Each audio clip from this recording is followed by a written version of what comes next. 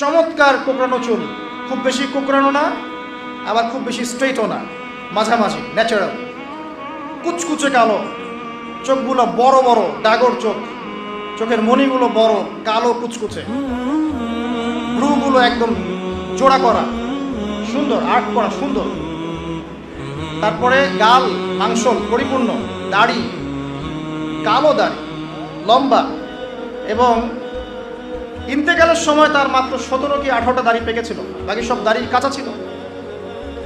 কাঁধ চওড়া, কাঁধ চওড়া মানে বুক বড়, এখান থেকে ডোরা কাটা লোমের দাগ চলে গেছে নাভি পর্যন্ত। যখন চাঁদনি রাতে তিনি লাল জামা পরেছিলেন তখন মানুষ বলতো যে চাঁদ বেশি সুন্দর না তিনি বেশি সুন্দর, এটা আমরা কম্পেয়ার করতে পারতাম না। হাতের তালুগুলো ছিল নরম তুলতুলে, মাংসল তুলতুলে নরম। ঘাম, এই যে ঘামছি, এই ঘাম দিয়ে সুগন্ধ বের হতো, ঘাম দিয়ে সুগন্ধ বের হতো। মানুষ মনে করবে আনসাইন্টিফিক মনে করবে। শোনেন, আপনি পাপ করা ছেড়ে দেন, দেখবেন আপনার গা থেকেও কম দুর্গন্ধ বের হবে। জানেন, আমল সে হি জিন্দগি বানতি হ্যায়, কথা আছে। পাপ করা ছেড়ে দেন, দেখবেন আপনার গা থেকে অনেক দুর্গন্ধ কম আসছে। এটা আমি বুঝাতে পারবো না, এটা মারেফতের কথা, এটা বোঝানো যাবে না। আপনি বুঝতে পারবেন কিছু বিষয় আছে যেগুলো আসলে বোঝানো যায় না, স্বপ্ন রূহ এগুলো আমরা বুঝাতে পারবো না, আত্মার ব্যাখ্যা বোঝাতে পারবেন না।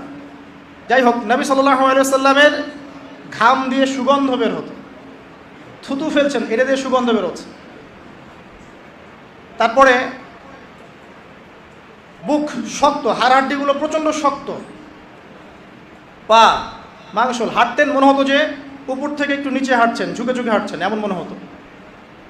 যখন কারো দিকে তাকাতেন পূর্ণ মনোযোগ দিয়ে তাকাতেন, যেখানে বসতেন আত্মবিশ্বাসের সাথে বসতেন।